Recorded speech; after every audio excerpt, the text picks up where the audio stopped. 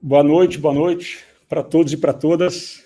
É um prazer enorme estar aqui nesse primeiro webinar realizado pela Shape, com um tema super relevante, né, que é, enfim, manutenção do futuro, né, e como a inteligência artificial pode impulsionar sua gestão de ativos, e com convidados também mais do que especiais, né? A gente está aí com um trio de fato de peso, né? Pessoas aí com um grande repertório, com uma bagagem muito grande e muito complementar, diga-se de passagem, né? Com especialidades diferentes, que vai ser muito importante para enriquecer nosso debate. Eu já vou apresentá-los, né? já vou mencionar um a um, mas, de antemão, muito obrigado, Caio, Jardel, André, aí pela disponibilidade de participar desse webinar, especialmente para quem está nos ouvindo também, né? Eu estava dando uma olhada antes de começar da lista dos participantes e fiquei impressionado também com o gabarito das pessoas que estão hoje nos assistindo, né? Então, de fato, são pessoas aí muito, muito qualificadas, o que é uma honra por um lado, mas uma grande responsabilidade também, né? Então, enfim, mas dito isso, né, vamos conversar aqui. Eu começar apresentando os nossos convidados, tá? Começar pelo André. O André, na verdade, se a gente fosse ficar falando aqui do André e falar o currículo do André, virava a noite e a gente não terminava, né, André? Mas o André é uma das personalidades do ecossistema de inovação brasileiro, com grande expertise em inteligência artificial. O André é professor universitário e ele está à frente, né, sócio-diretor da Future Smart Solution, a empresa inovadora com foco em inteligência artificial, que tem como propósito democratizar, né, a AI, levando aí para o maior número de pessoas possíveis. Então, André, muito obrigado, né, pela tua participação. Se puder, já aproveita e conta um pouquinho sobre a Future para nós. Legal, Henrique. Obrigado, antes de tudo, aí pelo convite, pelo teu convite da Cris.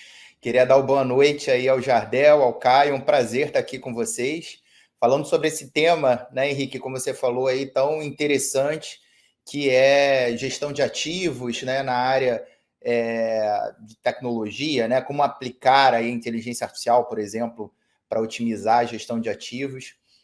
Queria também dar as boas-vindas aí a toda a audiência. Acho que vai ser muito legal aqui a gente debater sobre esse tema, né? Falando um pouquinho aqui do meu desafio, né? À frente aqui da Future, como você bem falou, nós somos uma startup aí em fase scale-up na área de inteligência artificial. A gente tem conseguido aí levar os benefícios da IA para todos, né? Democratizando, né, esses benefícios, principalmente através das nossas soluções aí que a gente desenvolveu ao longo aí da nossa estrada, né? Então, grandes empresas como Enel, Light, Neoenergia, Grupo Equatorial Energia, Petrobras, Supergasbras, dentre outras empresas, já se beneficiam aí das nossas soluções, né? E falando especificamente de gestão de ativos, muitas delas já se beneficiam dessa gestão otimizada, né? Então, é um prazer aqui estar com vocês mais uma vez. E vamos lá, eu acho que o mais importante aí é ouvir aí, eu acho que a todos, né, o Jardel e o Caio, certamente aí também tem muito que contribuir aqui. Vou aprender muito essa noite aí com todos.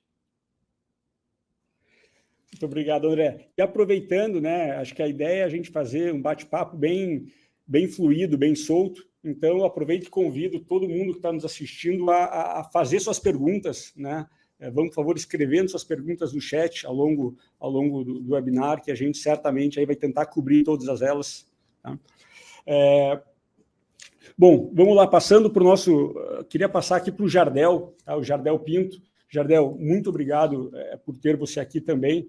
O Jardel, ele é gerente de estratégia de manutenção e confiabilidade de equipamentos da Modec e também vice-presidente de Value Assurance da Shape. O Jardel ele tem uma experiência muito grande, né, na indústria petroquímica, de petróleo e gás, e sempre na área de manutenção e gestão de ativos. Então, ele conhece muito bem, está na ponta, né, conhece as dores, os desafios do dia a dia e certamente como que a tecnologia também pode ajudar nesse processo como um todo. Então, Jardel, mais uma vez, muito obrigado, né? Certamente tua expertise aí vai ajudar muito para esse bate-papo. E eu aproveito para pedir para você, certamente a gente tem aí o nosso público, né? São diversas indústrias, diversas empresas, nem todos conhecem a Modec, né? Então, se você puder aí aproveitar e falar rapidinho, né, o que a Modec faz e também o que a área de Value Assurance dentro da Shape faz. Muito bom, Henrique. Obrigado pelo convite, pela oportunidade. É um grande prazer de poder estar aqui compartilhando um pouco da nossa experiência, do nosso aprendizado. Na minha posição como gerente de estratégia de manutenção e confiabilidade da Modec, né, a Modec é um grande grupo internacional que faz afretamento de FPSOs para grandes operadores do Brasil e fora do Brasil também. Então, tem uma frota que a Modec é responsável no Brasil, onde diversos times são responsáveis por garantir a integridade, né? Garantir a integridade e as operações, garantindo a disponibilidade desses ativos. E uma das coisas que a gente aprendeu, né, e somando-se a Shape, é como de potencializar essa integridade e a disponibilidade desses ativos utilizando inteligência artificial, né, e uma boa estratégia de manutenção associada a isso. Dentro da Shape, no meu papel de responsável por Value Assurance, o time de Value Assurance tem a responsabilidade de trazer exatamente o que o cliente espera, né? Quais são as dores reais dos clientes e como que as ferramentas, as soluções digitais que a Shape disponibiliza podem suportar as dores reais da indústria. Então, nosso papel é a gente encontrar quais são essas dores e quais as melhores formas da gente direcionar isso, não somente com tecnologia, mas também dados e a experiência real da indústria. Então, esse é o papel do time de engenharia, que é composto do time de Value Assurance, que é composto pelo time de engenharia, um time de Change Management para fazer toda essa gestão nessa jornada da transformação digital. Mas aqui, durante a nossa conversa, a gente vai trazer mais detalhes, aí vai ser um prazer poder compartilhar com todos. Legal, muito obrigado, Jardel. Eu ia apresentar, vou pular a apresentação do Ceni, tá? Porque acho que ele está com um problema de conexão aqui, mas enquanto ele não volta, eu vou já puxar a primeira pergunta, tá? Já vou entrando um pouco na discussão, tá? Lembrando que, né, por favor, todo mundo que tiver pergunta, fiquem a mais do que à vontade para escrever no chat aqui, vai ser um prazer a gente poder discutir sobre elas. Mas vamos lá. A gente sabe que, muito embora não seja um assunto novo, né? Aliás, pelo contrário, a inteligência artificial é um fenômeno que começou na década de 60, né? Mais especificamente em 1965, mas que, né, recentemente tem ganhado muita relevância e tem discutido-se muito sobre o potencial impacto, né, da inteligência artificial nas diferentes áreas de negócio, né? E falando em manutenção e gestão de ativos, não é diferente, né? De fato, as soluções que alavancam inteligência artificial têm revolucionado a maneira como a indústria lida com a gestão de ativos, né? E aqui vem essa minha primeira pergunta, né? Baseado na experiência de vocês, quais têm sido os principais cases de sucesso alavancando AI na indústria? Vou começar pelo André, e aí depois a gente passa para o Jardel e depois para o Ceni. Legal, Henrique. Ótima pergunta. Você me remeteu lá quando eu comecei a estudar sobre AI, lá em 2004, quando eu estava fazendo meu mestrado na área, e a gente falava de AI, era uma coisa que remetia à ficção científica, né? A filmes de Hollywood, alguma coisa muito fora da nossa realidade, né? Principalmente realidade das empresas, principalmente. E você lembrou muito bem aí, na verdade, a AI, ela remete ao século passado, né? O início do desenvolvimento dos algoritmos, modelos, né, de AI, né, remete aí ao século passado. E só contextualizando um pouco, né, essa breve história, falar de um dos principais modelos que deu origem, né, depois as redes neurais, e agora a gente fala de machine learning, de deep learning, né, que são redes, né, complexas, né, que necessitam aprendizado aí profundo, daí o Deep Learning, né? Mas tudo começou lá, essas redes neurais, com o que seria a modelagem matemática de um neurônio artificial, né?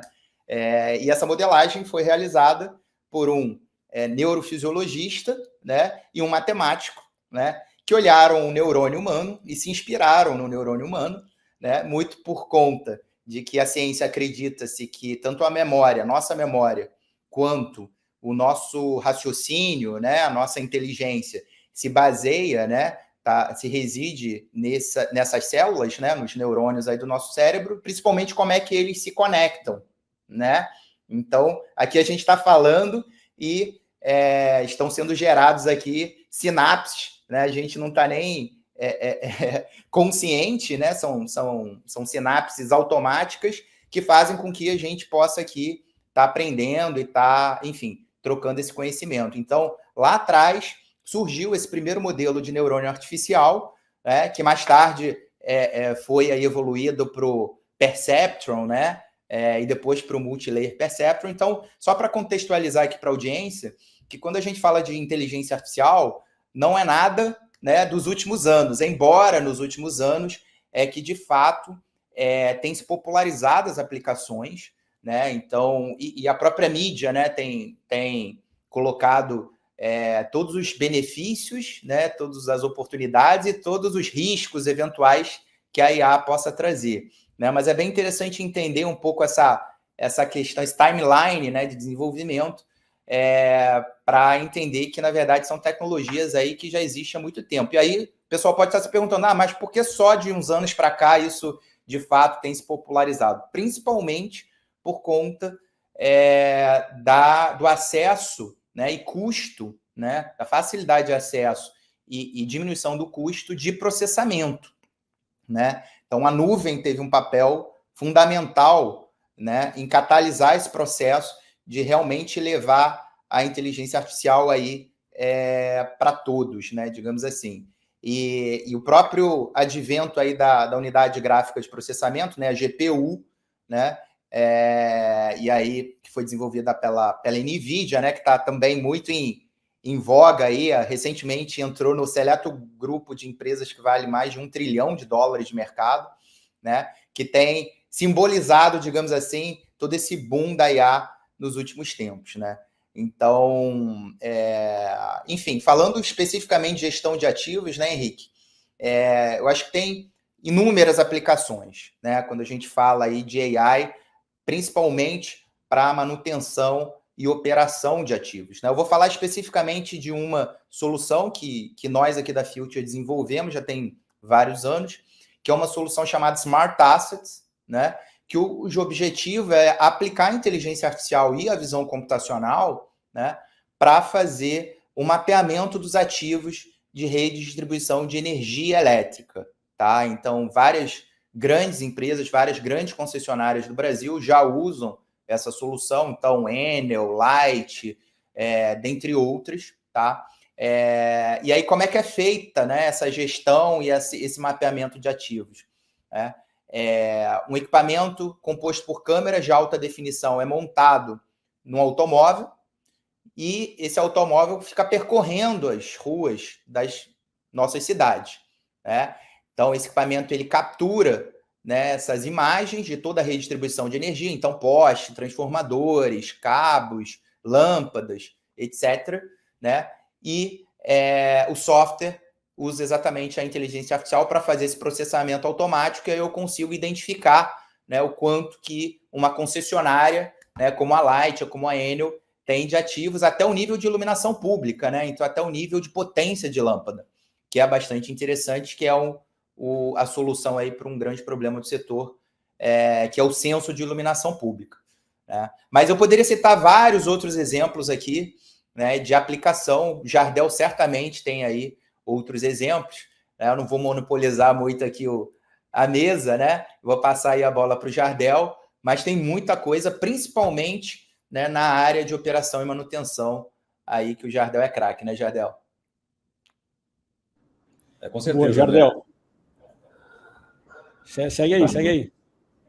Não, exatamente dando continuidade ao que o André trouxe, né? Eu acho que sim, existem diversas oportunidades e também muitos desafios com relação à aplicação de inteligência artificial, né? Acho que alguns deles que são importantes a gente pontuar é a aplicação adequada da inteligência artificial e desmistificar também que qualquer problema e todo problema pode ser resolvido por inteligência artificial.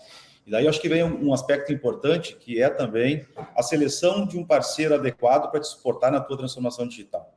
Porque hoje a gente vê em cada esquina tem alguém vendendo transformação digital, indústria 4.0, onde tudo pode se resolver com machine learning, e não é bem assim. Então, a gente tem diversas oportunidades com relação... Hoje, né, o tema que a gente vem abordando aqui hoje é gestão de ativos, né, com inteligência artificial, mas existem outras aplicações com relação à segurança de pessoas, acessos, operação.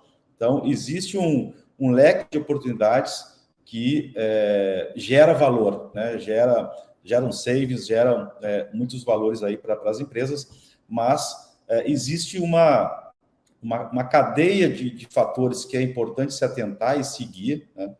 Eu sempre digo que, na minha visão, isso é uma jornada, então a gente tem que começar pequeno, a gente tem que entender quais são as dores do cliente e como melhor endereçar eles, né? Quando puder utilizar a inteligência artificial, melhor, mas que a solução digital consiga mudar a experiência do usuário, né? Que o usuário perceba valor.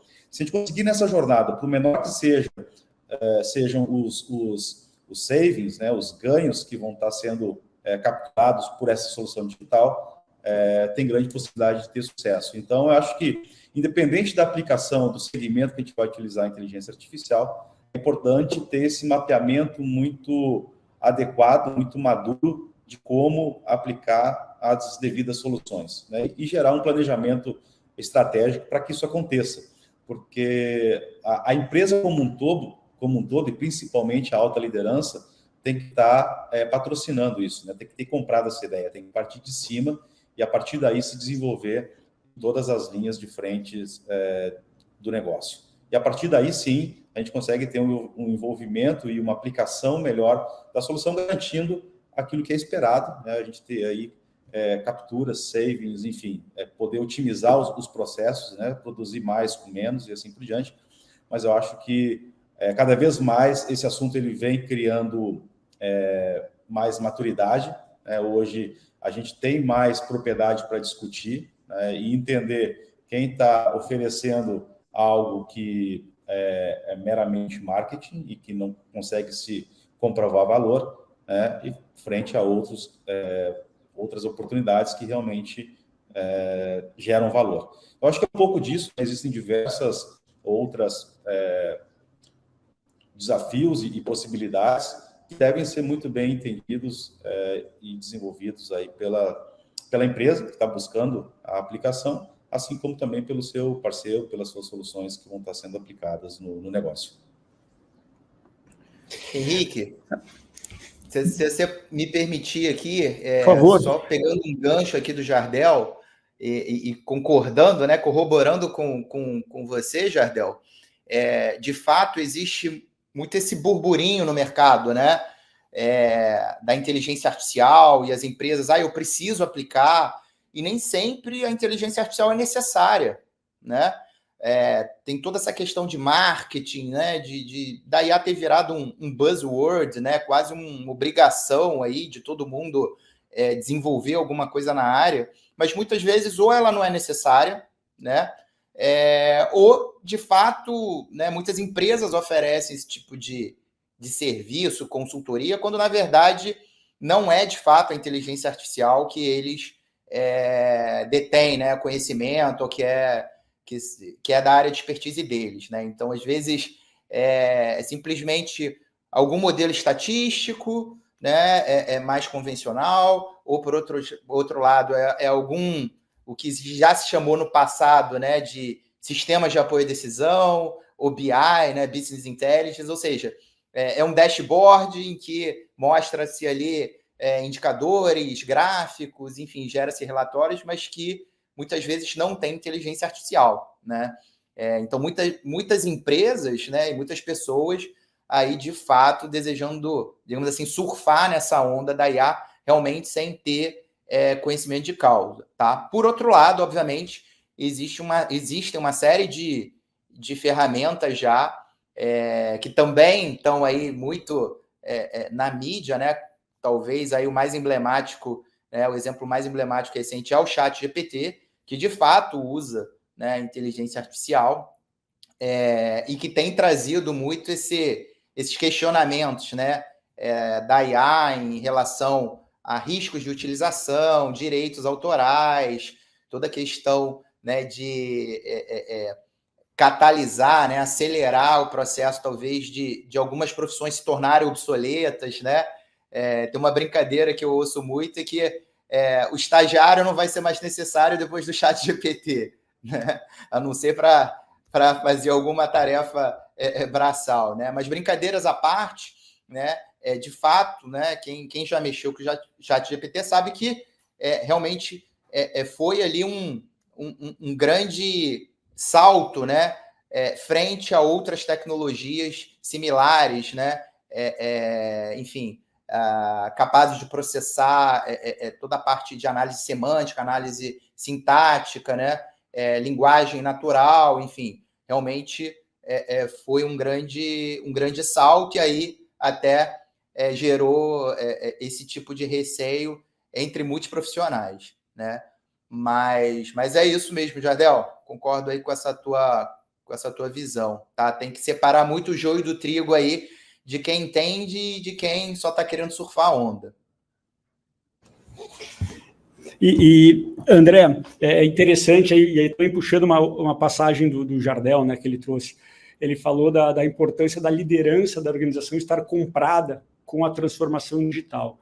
E isso eu estava lendo recentemente uma pesquisa, né, que elencou aí diversos processos, né, iniciativas de transformação digital que ocorreram no mundo, né, e aí em diversas frentes, não só falando aqui de gestão de ativos, né, manutenção, mas diversas frentes, e os principais razões pelas quais foram bem-sucedidas e as principais razões pelas quais elas falharam, né? E são diversas razões, tanto para o sucesso quanto para o fracasso, mas no caso do fracasso, teve um ponto que era comum entre todas elas, né, que é o fato da alta liderança não estar comprada com o projeto de transformação digital. Ou seja, felizmente ou infelizmente, né, é algo que não é bottom-up. Né, de fato, é importante a alta liderança ter ciência, né, estar comprada com essa pauta de digitalização de forma geral, para que aumente as chances do projeto ser bem sucedido. Mas aqui eu queria já aproveitar, vou pegar uma primeira pergunta, que essa é especificamente para o Jardel, né, e que fala aqui da Modec, mas acho que vale também, a lógica vale aí certamente para outras empresas também, né, que pergunta só no seu nome da pessoa que escreveu a pergunta, até se pudesse identificar, é legal, agradeço, né, mas a pergunta é o seguinte: quais as oportunidades a Modec acredita existir no âmbito da AI aplicada ao controle de turbomáquinas para o aumento de confiabilidade, performance e monitoramento de emissões de greenhouse gases? Tá, essa é o Fábio Zanetti. Obrigado, Fábio. Não, muito boa pergunta, respondendo ao Fábio aí. Na verdade, as oportunidades, elas são infinitas, né? Uma vez tu tendo os dados disponíveis. Então, esse é um grande desafio que a gente enfrenta, né? Principalmente em plantas mais antigas, né? Onde a automação, a instrumentação não era assim tão, digamos, saliente, a gente não tinha muitos dados disponíveis, mas uma vez tendo os dados disponíveis, é totalmente possível fazer essa transformação desses dados, ou seja, o tratamento desses dados de forma inteligente em algoritmos que vão suportar, seja no entendimento da confiabilidade daquele ativo ou daquele sistema, assim como a performance, e até mesmo fazer o gerenciamento, a otimização das emissões de greenhouse, né, de gases estufas. Então, inclusive nós, a Shape, a gente tem um piloto que a gente está desenvolvendo agora, em parceria com um operador, de um sistema de otimização e monitoramento de emissões, né? Então, fazendo a gestão energética de um sistema, a gente poder gerar recomendações de qual o melhor formato, né? Qual a melhor condição operacional para garantir a melhor eficiência energética e, ao mesmo tempo, a redução das emissões. Então, eu acho que, e não só falando da Modec, né? E não só falando de um segmento específico, mas quando a gente fala de turbomáquinas, né? O princípio é a gente ter os dados disponíveis, mas somente dados sem serem tratados, né? Por melhor que seja os cientistas de dados, é fundamental, como eu disse antes, que a correlação entre engenharia e ciência de dados aconteça, que exista a contextualização. Se não existe a contextualização, a gente pode estar tomando ações com base em dados equivocados, ou não exatamente equivocados, mas que se teve um entendimento distorcido sobre o que realmente aquele conjunto de dados estava querendo dizer. Então, isso é fundamental para a gente garantir isso que a gente trouxe algumas palavras aqui, né? Mudar a experiência do usuário, garantir o valor, garantir que realmente as soluções vão entregar o que se espera, fazer esse trabalho em conjunto, né? Então, e como eu falei antes, dentro do nosso time, a gente evidencia isso diariamente, a importância desse trabalho em conjunto. Então, por isso que dentro da Shape nós temos um time de Value Assurance, onde o time de engenharia trabalha junto com os cientistas de dados, para que esse conjunto de profissionais entenda exatamente o que está acontecendo com aqueles dados e, dessa forma, poder treinar o modelo da melhor forma possível, né, com a melhor acurácia, e aí sim a gente botar para rodar. Então, eu acho que esse é um pouco do cenário, né? Então, disponibilização de dados, a interface, né, trabalho conjunto entre engenharia e ciência de dados, para poder gerar o melhor algoritmo, o melhor modelo que gere valor aí para o usuário. Perfeito, Jardel, muito obrigado.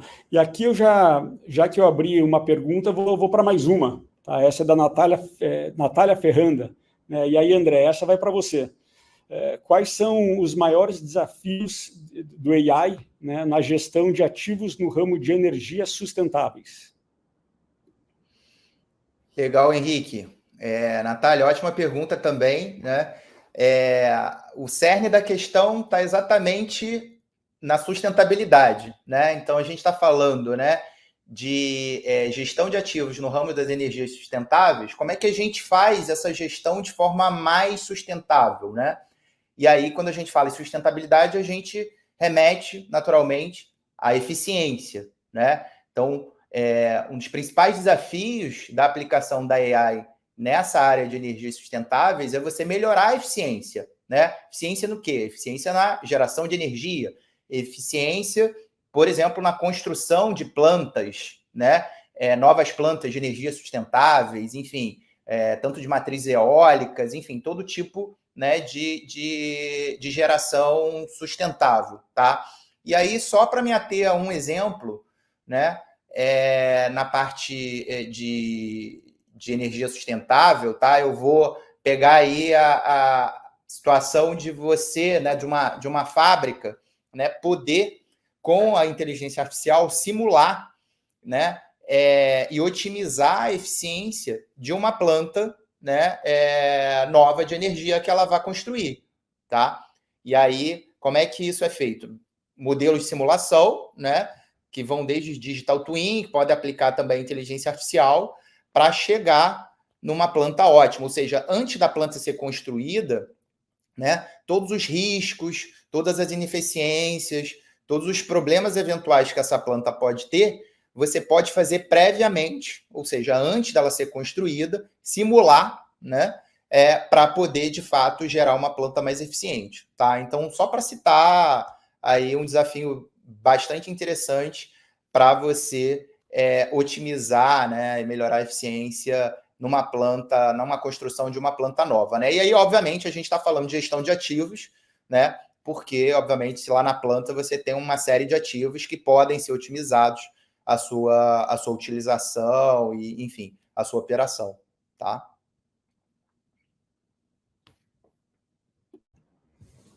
Bom, André, obrigado. Bom, agora queria falar um pouquinho aqui sobre implantação, né, que é um outro desafio. né, porque a implantação de soluções de AI na indústria ela exige uma transformação interna, né, gerando muitas vezes praticamente um momento de disrupção que é muito desafiador, né, por parte da empresa, mas é fundamental, né, determinante para a geração ou não de valor, né, para o sucesso ou não dessa implantação desse projeto. Dito isso, como vocês veem, quais os principais desafios para obter sucesso nesse processo de transformação? E aí eu queria começar pelo Jardel, que tem aí, acho que tem uma experiência bem legal, bem completa nesse processo aí, especialmente por conta da Modec. Legal, muito bom, Henrique.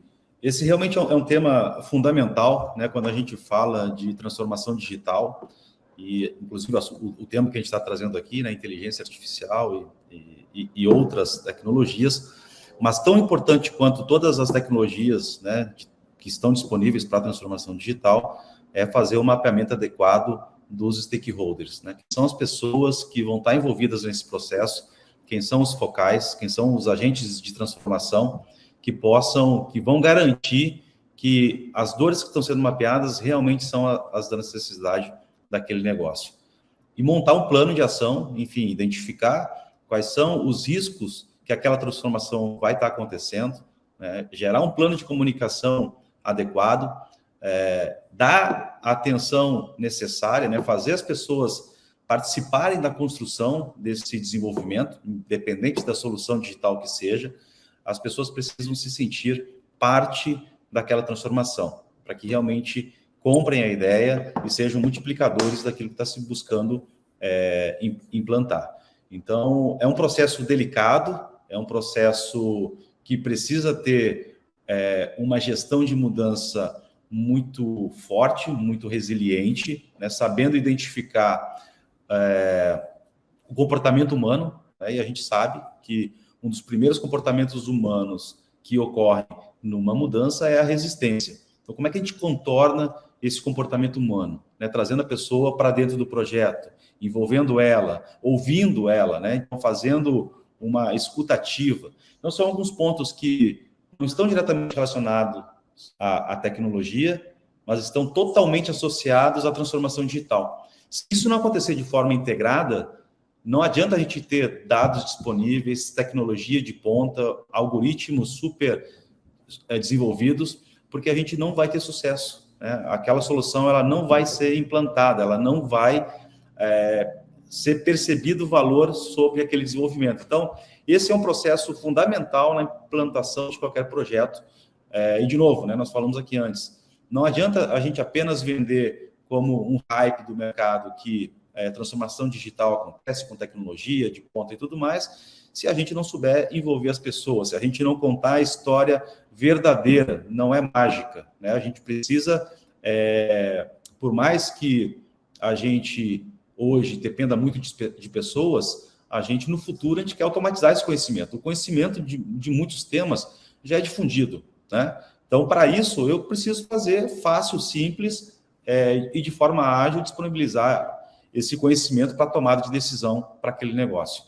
E a partir daí, tu poder automatizar e poder trazer ações, demandas mais complexas para esse mesmo recurso que tu utiliza. Porque uma das questões que sempre vem também associado a isso, ok, eu vou implantar inteligência artificial, quantas posições eu vou reduzir na empresa? Vou perder minha posição? Não necessariamente, eu acho que tudo é um processo evolutivo, a gente precisa automatizar aquilo que a gente já conhece da forma mais inteligente possível, se possível, potencializada por inteligência artificial e tudo que tem à nossa disposição, mas que a gente dê tarefas mais complexas para a mente humana, né? Pessoas sempre vão estar envolvidas, eu acho que é a gente saber envolver as pessoas de forma adequada, utilizando os aprendizados que já se tiverem, os conhecimentos disponíveis, para a gente realmente poder fazer essa jornada de transformação digital acontecer da melhor forma possível, que é gerando valor, né? Boa, André. Quer completar? Sim, por favor. Pegando mais um gancho aí do Jardel, toda tecnologia é feita por pessoas e para pessoas, né? Então, a gente nunca pode se esquecer das pessoas, obviamente, né? Então, quando você fala, Henrique, perfeitamente, né, que a transformação digital necessita um apoio, né, da alta liderança, da alta gestão da companhia, sim, né, você está certíssimo. Né, esse comprometimento, né, e essa relação com a estratégia da companhia deve ficar clara para todos, né, da empresa. Né? Por outro lado, se a gente for, né, mais para o pessoal chão de fábrica, talvez sejam os mais vulneráveis, né, à aplicação de todas essas tecnologias aí que a gente está falando, né, deve haver um comprometimento deles também com uma mensagem, né, da gestão da companhia de transmitir segurança para essas pessoas, que elas não vão perder seus empregos, né, como o Jardel também mencionou. E aí eu posso citar um exemplo que eu vivenciei, tá, enquanto né, sócio aqui da Filter, uma solução que a gente implementou numa grande empresa, tá, do setor de óleo e gás, que automatizou um processo extremamente operacional, extremamente braçal, né? E essa automatização, né, com a aplicação da inteligência artificial, poderia significar a extinção de 12 empregos, né? 12 pessoas. Né? E o que a empresa fez? A empresa sempre foi muito clara com essas pessoas de que elas não perderiam seus empregos, elas seriam remanejadas de função, inclusive para funções mais nobres, né? Aquilo que a máquina, né, que a gente desenvolveu, né, e que a máquina passou a fazer nessa grande empresa, né, não significaria que elas seriam desligadas, muito pelo contrário, elas teriam novas oportunidades de evoluir, de progredir nas suas carreiras, fazendo outras atividades mais interessantes e mais nobres. Né? Então, tudo isso foi feito de forma muito transparente, né? Houve todo um suporte, inclusive da área de RH.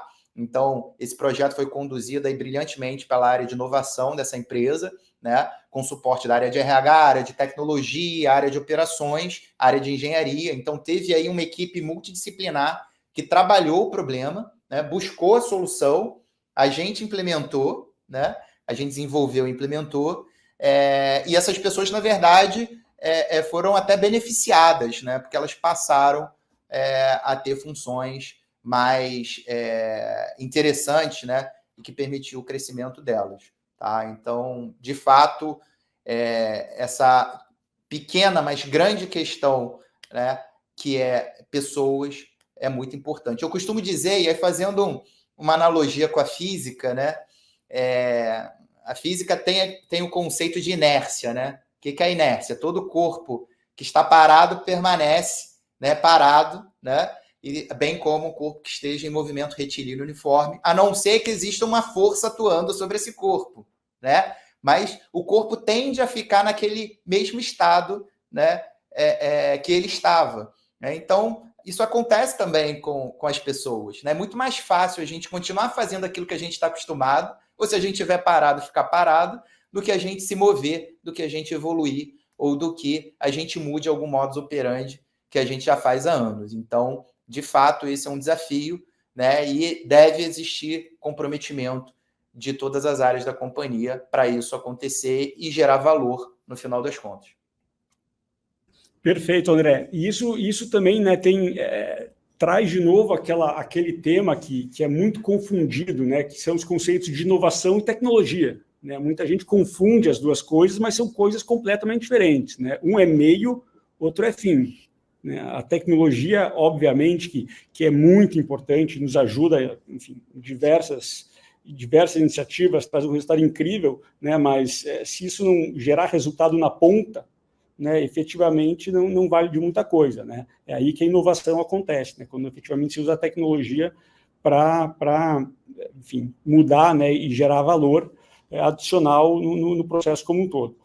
Mas eu queria trazer já um outro ponto, aqui, fazendo um mix de algumas perguntas que a gente já tinha preparado, com a pergunta do Joshua, que ele mandou aqui, que é o seguinte, né? A gente falando, acho que participando de congressos internacionais, lendo research, etc., acho que manutenção preditiva é um hot topic, né? É uma tendência e assim, é inegável aí a manifestação de empresas assim, aumentando o investimento nessa área. Até tem uma pesquisa recente do IoT Analytics, né, que fala que esse mercado de PDM, né, manutenção preditiva, vai crescer 30% ao ano, e em 2026 vai chegar na casa de 28 bilhões de dólares. Então, enfim, ele está crescendo aí de uma maneira muito rápida. Mas a gente vê esse movimento, né, muito calcado em grandes empresas globais, né? E aqui a minha pergunta aterrissando isso um pouco aqui para o nosso Brasil, América Latina, vocês veem que as empresas brasileiras têm acompanhado esse ritmo, também tem manutenção preditiva ou, enfim, digitalização de uma forma geral na agenda?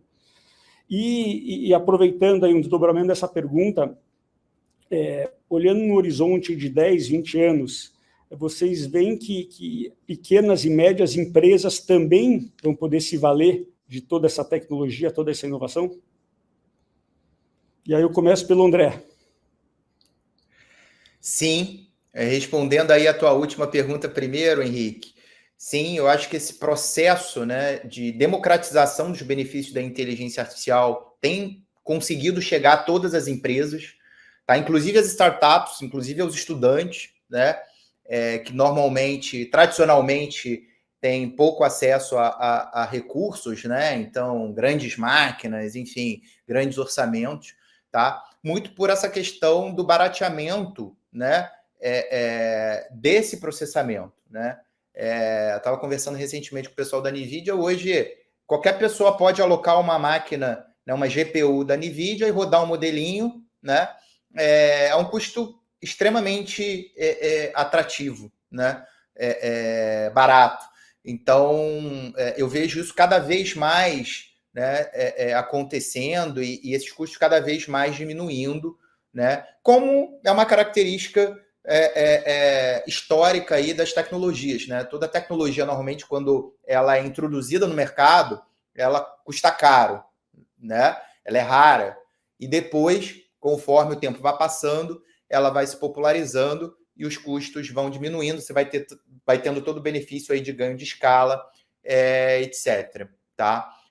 Inclusive, falando da Future, a gente participa, né? Um dos nossos propósitos, como a gente falou lá no início da conversa, né, Henrique, de levar esses benefícios da IA para todos, né? Então, a gente desenvolveu um software chamado Smart Vision, que é totalmente no-code, onde qualquer pessoa, eu brinco, do estagiário, a minha avó, consegue treinar o modelo de inteligência artificial, de deep learning, para fazer o reconhecimento e interpretação de imagens e vídeos, né? Então, o software roda na nuvem, é muito fácil de usar, né? Barato, então qualquer pessoa já pode se beneficiar dessa tecnologia para gerar novas soluções que demandem aí reconhecimento de imagens e vídeos. E aí, falando um pouquinho do Brasil, né?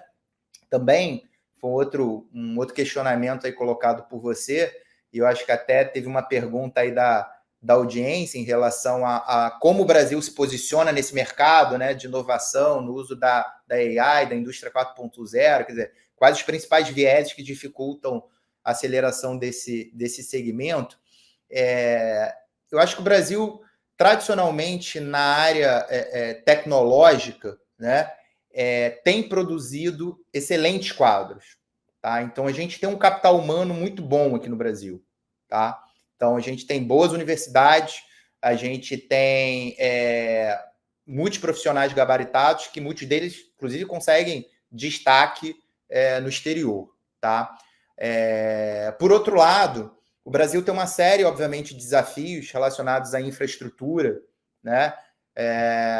Então, acesso à infraestrutura ainda é difícil, é caro, né? Se a gente comparar, por exemplo, com os Estados Unidos, Japão, Europa, Israel, né? Porém, né, com esse advento do processamento em nuvem, tem facilitado isso também. Então, tem diminuído esse gap, né, digamos assim, de diferença entre o Brasil e os países aí que estão ditando os ritmos aí da inteligência artificial no mundo. Principalmente, a gente está falando de Estados Unidos e China. Né? A China colocou, né, alguns anos atrás, o governo chinês como sendo uma questão estratégica a China se tornar líder mundial em soluções, em sistemas de inteligência artificial, né?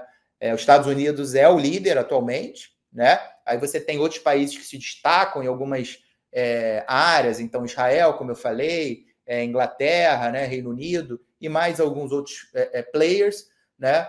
Mas os Estados Unidos ainda é o líder, digamos assim, até o momento inquestionável desse tipo de tecnologia, tá? Mas só respondendo a questão dos vieses, eu vejo o seguinte, tudo que você tem muita regulação, né? Todo ambiente que você tem muita regulação, muita regra de uso, impacta na eficiência, ou seja, na velocidade da aplicação dessa tecnologia, né? Então, em países que, né, é muito mais simples, né, tem muito menos legislação para você aplicar uma determinada tecnologia, como a China, por exemplo, né, as coisas acontecem muito mais rápido. Então, você, né, desenvolveu essa tecnologia, tá, vai lá e testa. Mas se o negócio explodir, se eventualmente, né, gerar um acidente, faz parte do processo de inovação, né? Obviamente, nos países que têm uma regulação já estabelecida, né, ou países mais maduros, acaba tendo esse impacto, né, na velocidade com que a inovação sai dos laboratórios e chega aí até o grande público, tá? Enfim, mas tem muita coisa legal a ser falada nessa área, mas vou passar aí um pouco para o Jardel, para Jardel dar sua visão aí sobre esse tema. Legal, muito bom. Essa é uma pergunta interessante, ao mesmo tempo ela é bastante ampla, né? Então, vou tentar trazer alguns pontos aqui para a gente enxergar um pouco dessa timeline. Quando a gente fala de manutenção preditiva, né, por mais que nos últimos anos a gente tenha ouvido muito, mas manutenção preditiva, a gente está falando dos anos 80, 70, né? A implementação disso, né? O avanço, né? Uma nova etapa a partir da manutenção preventiva, né? Seria implementar a manutenção preditiva, fortemente nos anos 80 e 70, falando de análise de vibrações e outros tipos de monitoramento dessa forma, mas hoje, cada vez mais, a gente ouve falar, né, de manutenção preditiva se utilizando de inteligência artificial, de algoritmos e assim por diante. Existe um grande espaço para isso, e como o Henrique trouxe aqui, existe uma projeção aí de, sim, investimentos cada vez maiores em manutenção preditiva, mas o que eu costumo dizer, e o que a nossa ferramenta da Shape, né, que a gente chama de Lighthouse, que é uma plataforma de gestão inteligente de ativos, ela busca fazer. Não é simplesmente um algoritmo para predizer os modos de falhas, por mais que esse seja o core dessa plataforma, ela integra diversas fontes de dados para suportar o usuário a tomar a melhor decisão sobre o ativo que ele está analisando, né? Então, seja continuar operando, seja ajustar uma condição de processo, melhorar a performance, garantir ou estender a vida útil do ativo. Então, para isso, a gente precisa ter os dados disponíveis, né? E cada vez mais é fundamental, né, de novo, aquilo que a gente trouxe aqui antes também, a integração dessa automação, né, através dos algoritmos de machine learning e assim por diante, com o conhecimento de engenharia. Então, numa plataforma de gestão inteligente de ativos, como a Lighthouse, nós temos ali modelos que são base conhecimento de engenharia, que é o que a gente chama de rank fruits. Então, já existe aquilo que são conhecimentos difundidos. Por que eu vou botar um desenvolvimento que vai levar tempo para eu entender algo que a ciência, a física já explicou, né? Então, termodinâmica e assim por diante. Então, a gente utiliza o entendimento desses fenômenos a partir das variáveis que nós temos disponíveis nos ativos para poder entender o comportamento, né, ou a saúde daquele ativo. Somado a isso, a gente tem os algoritmos, sim, de inteligência artificial, que vão potencializar com uma sensibilidade maior para a gente poder identificar aquilo que até então não era conhecido ou não era perceptível, e vai nos dar o insight da gente poder entender o que está acontecendo. Associado a isso, a toda uma integração de outras fontes de dados. A gente tem aí diversos sistemas, né, CMMS, sistemas de monitoramento de tendências, né, variáveis e assim por diante, entre outros, né, monitoramento de comportamento dinâmico de máquinas, a gente tem que integrar esses pontos. Então, essa plataforma a gente consegue fazer essa integração, facilitando a vida do usuário na tomada de decisão. Né? Qual é a decisão, a ação que eu tenho que realizar nesse ativo, podendo ter todo um traqueamento desses eventos, podendo entender não somente qual é o problema, né? Seja um aumento de vibração, seja um aumento de temperatura, que é importante, mas mais do que isso é entender qual é a causa raiz que está gerando esse efeito. Porque muitas vezes, muitas soluções que a gente vê no mercado, a gente está tratando uma consequência como uma causa, e na verdade não é. E se tu não entender isso, tu vai estar fazendo um tratamento paliativo. Ali na frente ele vai voltar e vai gerar um custo. Então, quando a gente fala de uma plataforma de gestão inteligente de ativos, ela tem exatamente esse objetivo, né? Entre eles, aqui que a gente pode mencionar, e que não é novidade para ninguém, é claro, a gente busca reduzir os custos de manutenção, reduzir os downtimes de plantas, mas mais do que isso, é a gente poder diminuir a exposição humana. Então, se eu tiver uma falha acontecendo, eu vou ter que colocar alguém, intervir no equipamento, existe um risco associado a isso, o risco de segurança, né, de pessoas. Então, se a gente consegue reduzir isso, isso é um custo altíssimo, mas intangível, mas que a gente tem também formas de reduzir isso, né? Então, são alguns dos ganhos que a gente tem com uma gestão inteligente de ativos que nos suportam, e é claro, e entre elas, uma vez a gente tendo essa plataforma e os seus algoritmos de tal forma maduros, a gente consegue sim fazer uma revisão da estratégia dos planos de manutenção, reduzindo os planos de preventivo, por exemplo. Então, hoje, para muitos sistemas que nós não temos variáveis, né, sensores disponíveis para a gente tratar esses dados, a gente tem que adotar a manutenção preventiva, né, base tempo, né, em função de algum conhecimento, recomendação do fabricante, vamos adotar a manutenção preventiva. Mas no momento que a gente tiver dados e algoritmos maduros, precisos, a gente pode sim direcionar para a gente realizar a redução ou a extensão do tempo de frequência da realização dos planos de preventivo, ou até mesmo o cancelamento desses planos de preventivo, né? Então, isso nos possibilita revisar toda uma estratégia de manutenção, gerando ganhos, né, de toda a ordem aí para o negócio. Legal. Muito bacana, Jardel. Bom, André, você quer complementar ou... Não, eu ia na linha aqui dos cases aqui, né, de eventualmente aí, trazer uns exemplos aí para o pessoal, né, de aplicação de tudo isso que a gente está falando, né, Henrique? O que você acha? Perfeito. É bem nessa linha que eu sugeri aqui, né? Está chegando no final, e você, André, está há anos aí no dia a dia, né, na ponta, lidando com diversos cases de sucesso. Se puder aproveitar aí esses minutos finais aí, compartilhar com a gente, né, o que você acha que pode ser interessante para a nossa audiência. E da mesma forma, Jardel, eu vou pedir o mesmo para você, né, contar um pouquinho aí algum case da Shape, que talvez esse processo de transformação junto à Modec, acho que também pode ser interessante para a nossa audiência. André, vamos lá, começando contigo.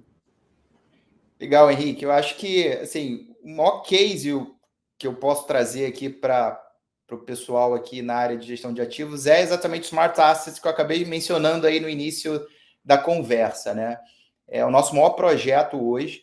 Para vocês terem uma ideia, a gente está mapeando toda a cidade do Rio de Janeiro, tá? E região metropolitana do Rio de Janeiro. São mais de 450 mil pontos, tá, de iluminação que estão sendo mapeados nesse momento, né, por 3 automóveis equipados com essas câmeras de alta definição. Se vocês verem os carros, parecem os carros do Google, né, que certamente vocês já devem ter visto, né?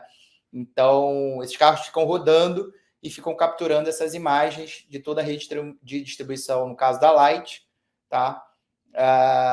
E aí, todas essas imagens são processadas pela inteligência artificial, fazendo todo esse mapeamento dos ativos até o nível de potência de lâmpada, tá? Então, esse é um super case. A gente já fez também em várias regiões, né, fora do Rio de Janeiro, então São Paulo, Goiás, no Nordeste. Vamos começar a fazer, a partir do mês que vem, Vitória, né, numa outra grande concessionária também de energia. Tá?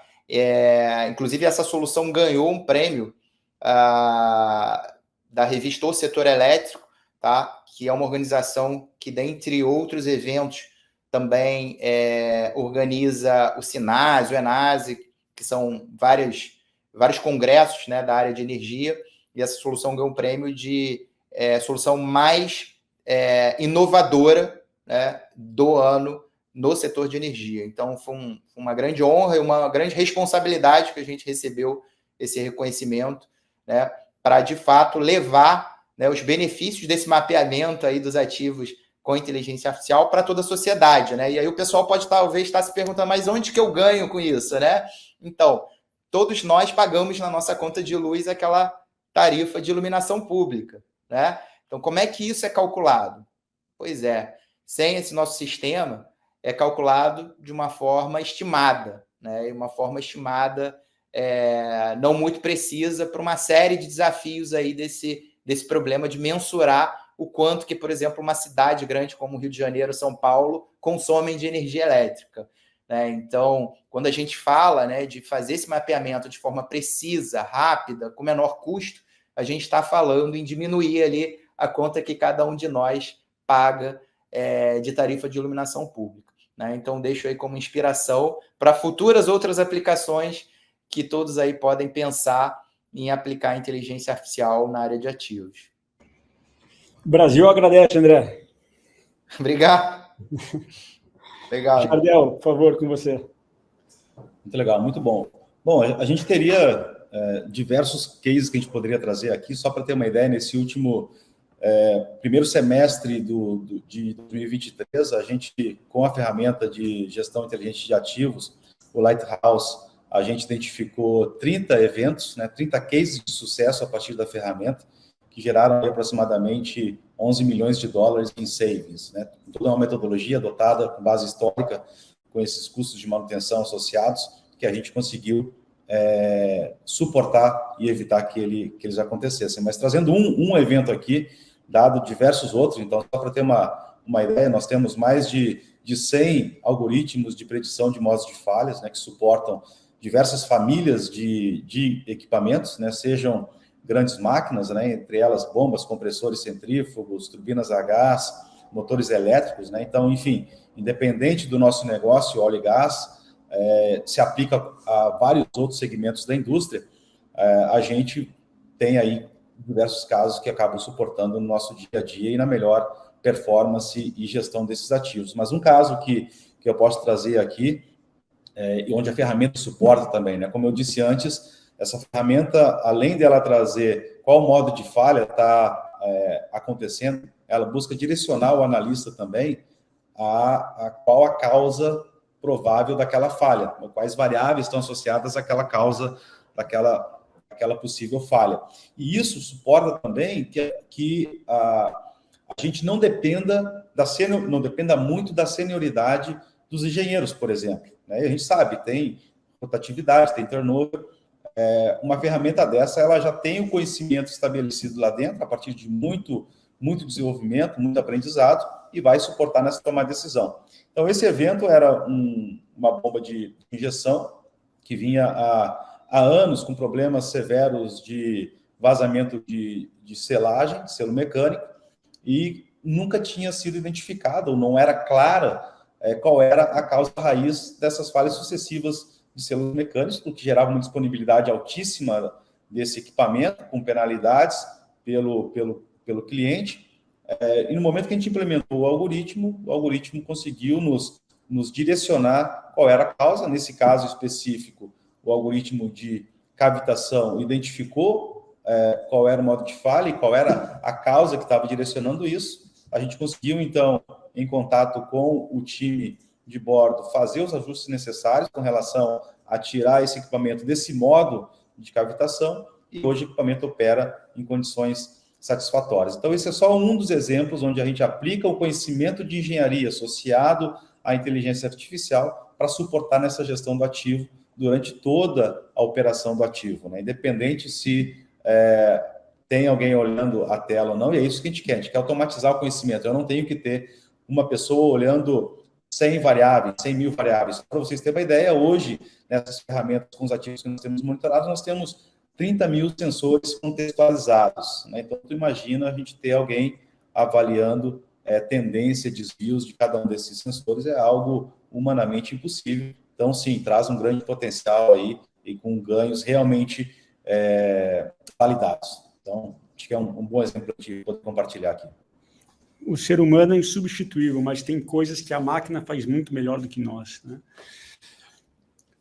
Mas, bom, Jardel, André, muito obrigado pelo tempo de vocês. Foi, de fato, uma discussão riquíssima, né? Não esperava nada diferente disso.